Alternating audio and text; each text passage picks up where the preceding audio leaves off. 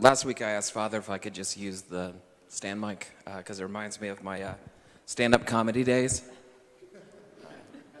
obviously. So I'm Sean Pope, and a lot of y'all know certain aspects of my personal narrative, which before I became Orthodox, I was a Protestant, I was a Baptist. In fact, my father still is a Baptist pastor just probably 5 miles south of here. And I was asked by the parish council to talk a little bit about tithing, and I wanted to start with just a kind of funny memory I have. Maybe I was 4 or 5, and my dad as a pastor would talk about put your tithes and offering in the offering plate, tithes and offering, tithes and offering. And I thought he was saying ties, T-I-E-S, like neckties. And I thought, oh, that's how my dad got all of his neckties, because the men would put their tithes into the offering plate. But it wasn't that. It was tithing, 10%. Being the son of a Baptist pastor, I was very intimately acquainted with the runnings of a local church, and especially with the Baptist church, there's no, it's not a huge denominational structure like Methodist or Episcopal, let alone a diocese like Orthodox or Catholic. So they're very autonomous, they're very, running on a shoestring budget. And there were many times that I, especially early on when my dad moved to the Houston area, there were times that they were worried that they would be able to make ends meet. I even remember later my mom told me when I was a young adult that there were times my dad would get his paycheck from the church and endorse the check and just have to put it back in the offering plate so that the church could keep the lights on. So tithing and offering is something that I was very acquainted with in an intimate way. And of course, my dad would preach from the pulpit about tithing, but he also taught it to us growing up. When I had my first job mowing lawns, one of the first things my dad said when I got like $10 for mowing someone's lawn, he said, $1 of that goes in the offering plate. That was a very early lesson that I learned. He even had a thing that when I had my first paycheck job, he said, look at the gross of the paycheck. So tithe based on before taxes.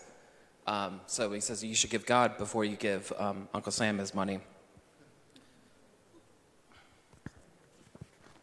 Probably shouldn't have used that. All right, so I could talk to you all about the mandate given by Scripture, our heritage, ecumenical councils, canons. I could do that for a while, and it would be very boring for all of us. There actually is a really great tract, though, that little pamphlet produced by Ancient Faith. They do a little pamphlet on tithing that's really nice, and they actually do a really good job summing up the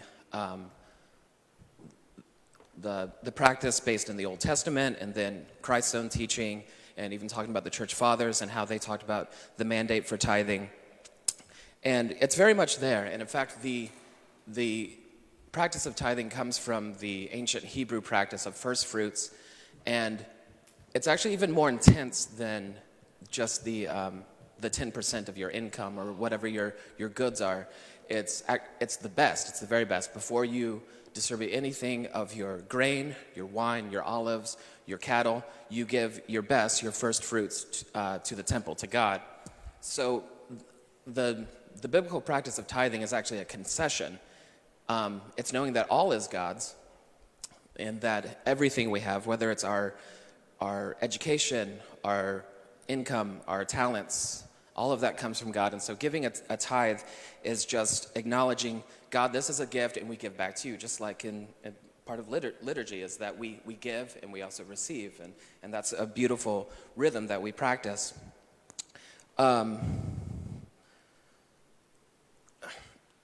So it is a biblical practice, but I would kind of like to just segue into, personally for myself, Sean, my wife Rachel, my son Teddy, what this parish means to us and why stewardship is really a formative thing that we're all called to do.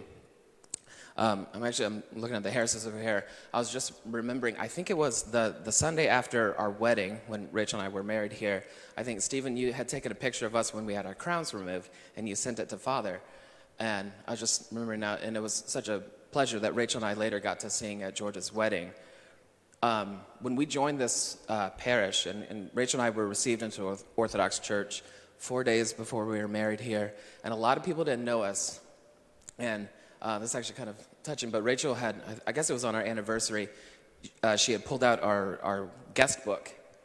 And I think I told you, Father, I was like, I know a lot of people don't know us, but could you just put something in the bulletin and say, hey, whoever wants to come to our wedding, come to our wedding. And a lot of people did not know us, and we didn't know a lot of people. But Rachel pointed out that Todd and Penny Bradley had signed in. And little would I know that, later I'd be, serving on parish council with him. And, this is the first time I've served on parish council anywhere. And it's been kind of one of the weirdest times to ever be doing anything, let alone, trying to make decisions and talk to people about how to keep our church going. Anyway, it was just kind of all these strange sorts of symmetries in my life, and really glad that we went all in to invest into this parish, into this community, and just an ask for all of y'all who know me, know us, or maybe don't, that it's incredibly rewarding to invest, of course, our money, but just into each other, and so that's it.